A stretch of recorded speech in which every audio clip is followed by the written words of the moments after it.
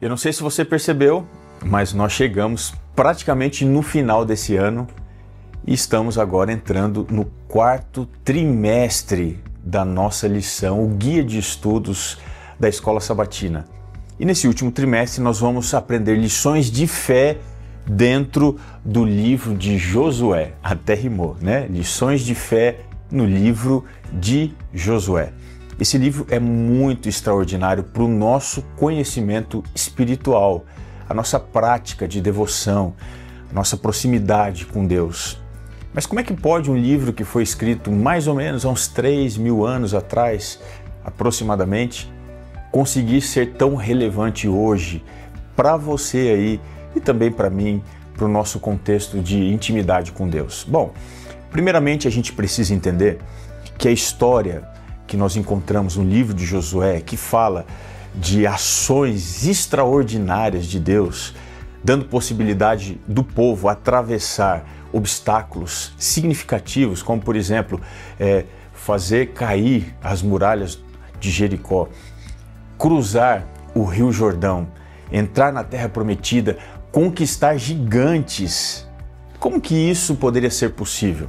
A primeira lição que a gente precisa aprender de tudo aquilo que vamos recapitular nesse livro é que Josué fala muito mais da parte espiritual, até mesmo do que a parte histórica, a parte militar, a parte estratégica. Por quê? Quando a gente entende o que está por detrás do livro de Josué, fica muito mais fácil a gente analisar a história, analisar os pontos que a gente percebe se levantam naturalmente dentro desse livro. Eu queria já iniciar aqui com você, em Josué, destacando aqui um verso logo no começo. É um livro com versos fantásticos, mas esse daqui é um dos maiores da Bíblia. Eu acho que você concorda comigo. Dá uma olhadinha. Josué capítulo 1 diz assim o verso 6: Sê forte e corajoso, porque tu farás este povo herdar a terra que sob juramento prometi dar a seus pais. Lindo esse verso, né? Ser forte e corajoso. E ele avança. Diz assim, no final aqui dessa parte, o verso 9: Não te mandei eu, ser forte e corajoso, não temas, nem te espantes, porque o Senhor, teu Deus, é contigo. Deixa eu sublinhar aqui essa parte. O Senhor, teu Deus, é contigo por onde quer que andares. Veja, a história de Josué, ela usa elementos que estão associados ao final do Êxodo, a entrada do povo na Terra Prometida, para ilustrar a devoção e a intimidade que eu e você precisamos ter com Deus. Então, quando a gente estuda essa história, nós precisamos entender que as lições do passado, elas se aplicam ao presente. Os desafios talvez sejam outros, mas eles vão nos conduzir à mesma demanda espiritual, à mesma necessidade, que é confiarmos que Deus é comigo, Deus é com você, por onde quer que você vá. E a questão é, como Deus costuma nos conduzir através dos caminhos desta vida? Você já parou para pensar? Será que Deus ele te leva pelos caminhos mais fáceis, os caminhos mais curtos?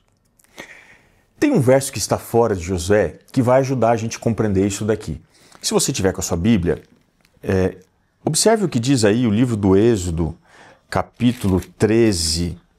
Eu separei aqui um verso, que é o verso 17. Diz assim: Tendo Faraó deixado ir o povo, eu estou voltando um pouquinho na história, no contexto da saída do povo, o relato que está em Êxodo. Tendo Faraó deixado ir o povo, preste atenção, ó, Deus não o levou pelo caminho da terra dos filisteus, posto que mais perto, olha só que interessante, posto que mais perto, pois disse, para que porventura o povo não se arrependa, vendo a guerra, e torne ao Egito. Uma lição extraordinária eu aprendo aqui.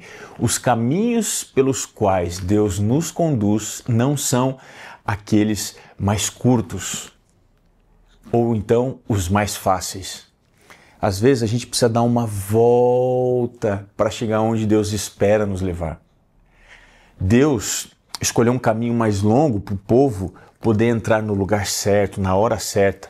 Mas você conhece aqui, não faz parte do nosso enredo de estudo essa semana, o povo não quis entrar quando em Números 13 e 14 eles se depararam com a terra prometida. Então, por causa de 40 dias que os espias gastaram analisando a terra, eles ficaram mais 40 anos. E o que Moisés não conseguiu fazer em 40 anos, agora Josué, com a segunda geração do povo de Deus, precisou entrar na terra prometida.